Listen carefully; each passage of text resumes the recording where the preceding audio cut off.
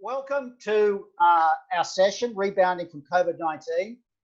This is a joint session being held by ESOMAR, the World Research Organization, and the Thailand Market Research Society, of which I have been a member for a long time, and many of the speakers today are members. We wanted to celebrate what was World Market Research Day, which happened about a week ago, by holding an event where we could bring to you some news, some new research, some ideas about how we're coming out of COVID, how we've reacted to COVID, and what we think the future is about. During COVID, government made the statement of over 18,000 posts on social media and also on Facebook, on Twitter, and also on YouTube. So this is probably like show how government of Thailand has been like very actively promoting and communicating.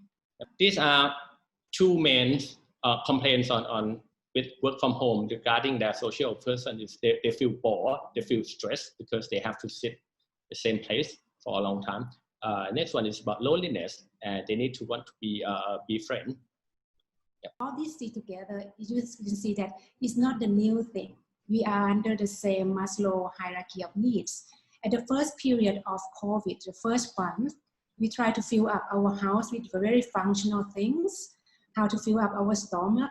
But once we get into the relaxing mode, more like on the adoption mode, we tend to be more on emotional side. Once we get things to fill up ourselves, we feel safe from the viruses now. We now want to be long, we want to be seen, our voice wants to be heard. That's why we come to the third and fourth level of Maslow. We want to be accepted, we want to be loved, and we want to be part of the community. Interestingly, that most Thai people are in red to kind of fight back. And the second one are the control, who love to, who believe in control the situation, want to be calm and want to be rational. These are really interesting results because most of the time we have always believed that Thai people kind of tend to be lively, don't want to confront to anything, don't love any confrontation. But in this study, it's very clear that when it comes to the pandemic situations, Thai people chose to fight and fight with the determination, which is interesting result. So my last message for today is like to talk to we want to say that when the storm passed, people may not remember exactly what the band said or did, but they are going to remember how the band made them feel. So whether it made them laugh, think, whether it feel for the team or inspire. So it is important for the brand that to keep relevant and to keep like a bit more sensitive to the consumer, but still need to communicate to them. So this is for me from today.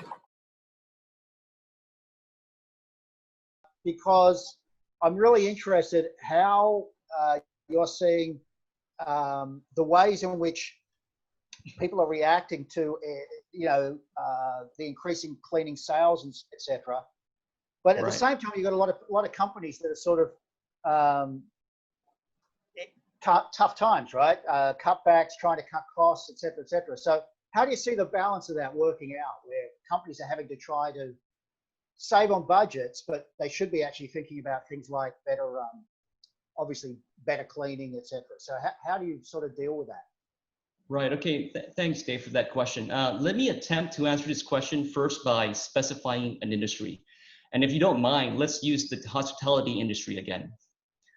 Yeah. Now, can you guess the proportion cleaning chemicals represent as a percentage of a room's variable costs? It depends on a few factors, but you would be safe and quite accurate if you guessed 2%. Dave, it's actually less than 2%. Right. So my recommendation to the customer would be invest in good cleaning and hygiene standards. Why? To protect your brand, whether it's a Hilton or a Novotel, and to safeguard your assets, your staffs, and even your guests. To me, reducing costs of a 2% expenditure is not worth it. And this is especially relevant during COVID-19, where the government can actually mandate closure of your property, which results, of course, in loss of all positive revenue streams.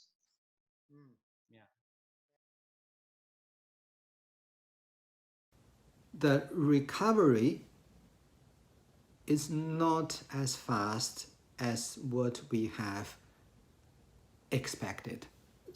So the economy recovery will take a bit longer time.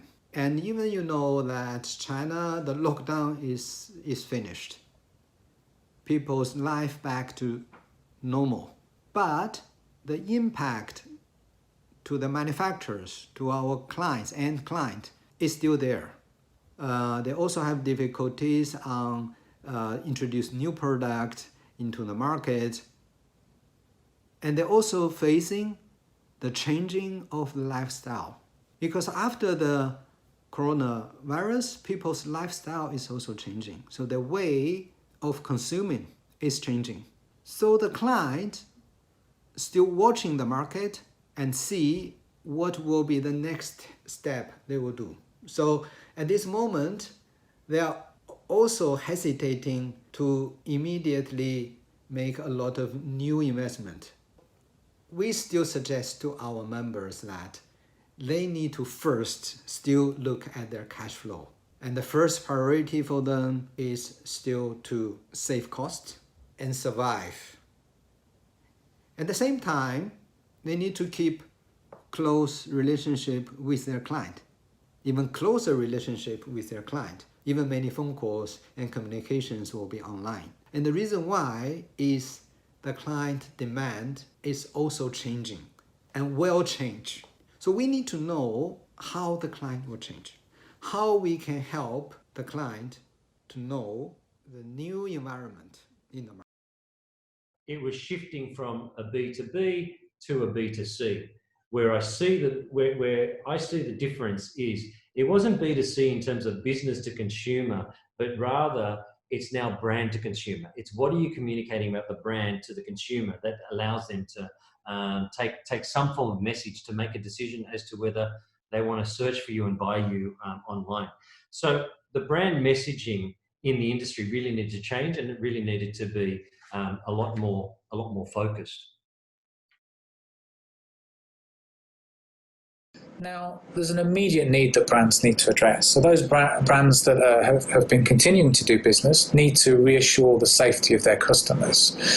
So the immediate concerns is that customers don't come into contact with a virus. So brands need to offer this first line of defense. And we've seen examples for McDonald's going to extreme lengths to make sure all their processes ensure the safety of customers. But also Starbucks with a clever use of their app to facilitate mobile and contactless ordering and payments. What COVID has exposed is that the environment is really important for our long-term health and wellness, that communities and connection are really important in our lives, and that the brands that are going to be the most sustainable over the long-term future are those that are able to work with society and with the environment to create a sustainable future.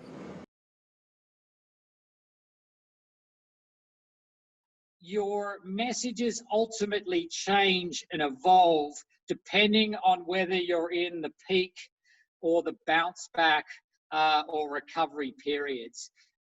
Most likely you're wanting advice and you're wanting security and you're wanting safety, and all of those elements are really key when you don't know anything about what's going to happen for the future. The fear side of it, the unknown elements kick in. When will this be over?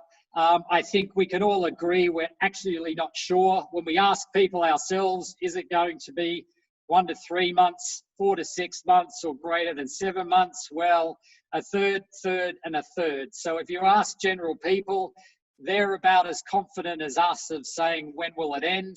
Actually, we don't know. But what we can plan for and what we can do in the short term is ultimately going to help us in the long term.